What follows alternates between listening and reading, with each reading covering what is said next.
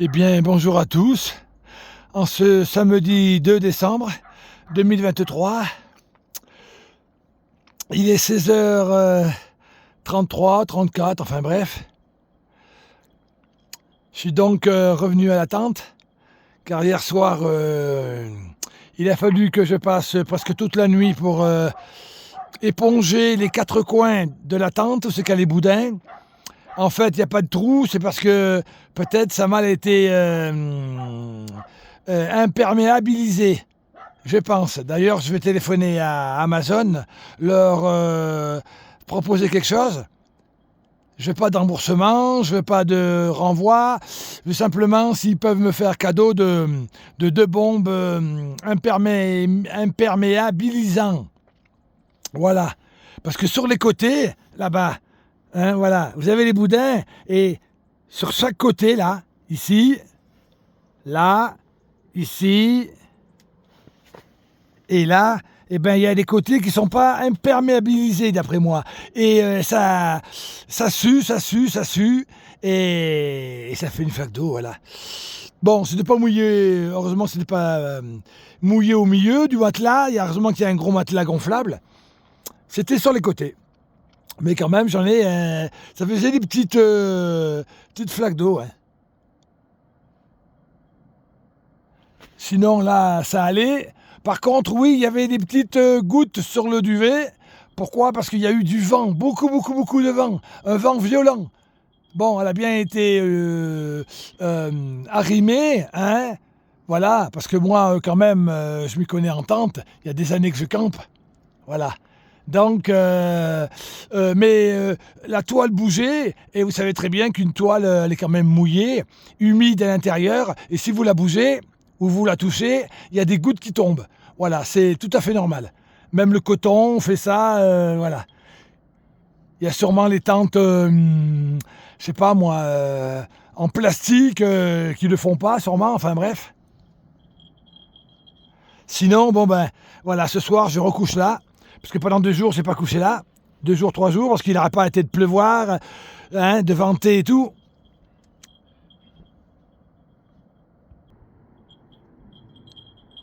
Sinon, ben voilà, le soleil s'est retiré et il commence à faire froid. Kiki est avec moi, il s'amuse avec son morceau de bois que je lui lance. J'ai un peu été déçu de cette tente. J'ai fait des éloges. Mais bon, on va voir. On va voir ce qu'ils me disent Amazon ce soir ou demain, on verra. J'espère qu'ils seront conscients que quand même c'est une tente qui vaut 489 €, hein, et que bon ben, on se fout pas la gueule des clients quand même, hein. Si elle est mal conçue, ben, hein, on verra. J'espère qu'ils pourront m'arranger, parce que je pense que c'est ça. C'est qu'il y a des côtés qui n'ont pas été imperméabilisés correctement. Je ne sais pas si c'est fait en usine ou c'est des machines qui le font, enfin c'est pareil, hein. Je ne sais pas. Sinon, ça reste une bonne tente.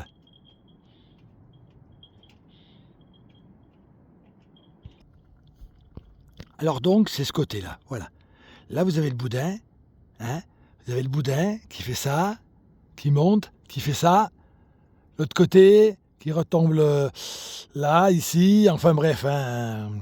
Voilà, c'est le boudin qui maintient la tente, gonflée. Et l'autre côté, c'est là-bas aussi. Voilà. Et l'autre côté, c'est pareil. Voilà. Bon, ça fait des petites flaques d'eau, mais c'est quand même assez désagréable, quoi. Parce que s'il n'y avait pas un matelas, eh ben, ça serait vraiment embêtant. Embêtant. Sinon, bon, ben, c'est étanche, quoi. Mais bon, avec le vent qu'il a fait violent et tout, hier, une bourrasque. Putain, c'est incroyable. Même le vent du camping-car s'envolait. Heureusement qu'il est solide, il tient bien. Néanmoins, bon, ben, ça reste une bonne tente, mais il y a une question qui est en suspens maintenant.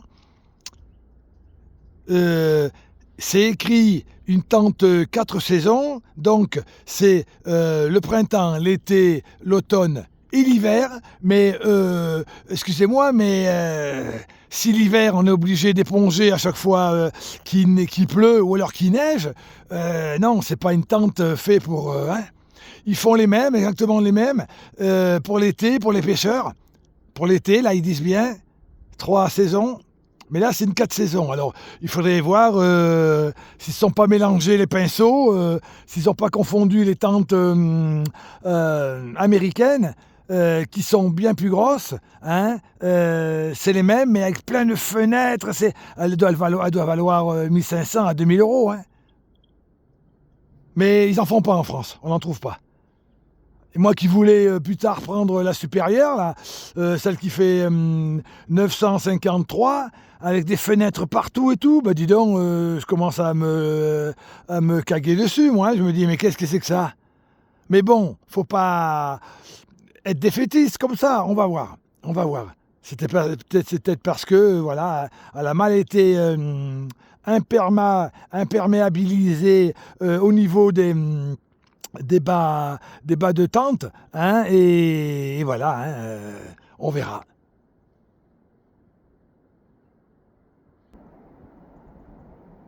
Ben voilà, le soleil se couche. La dernière montagne de l'Antosque est encore un petit peu ensoleillée, mais il fait froid, j'ai froid aux mains. On va donc rentrer, et ce soir je coucherai là, et demain, eh ben, on verra. Ma fin, il fait beau demain. C'est après-demain, lundi, qui fera pas beau, qui pleuvra, alors on verra. Hein.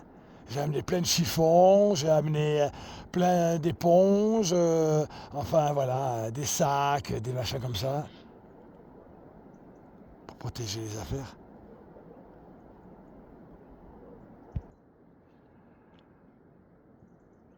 Cette grande planche, bon ben, le propriétaire, il est averti.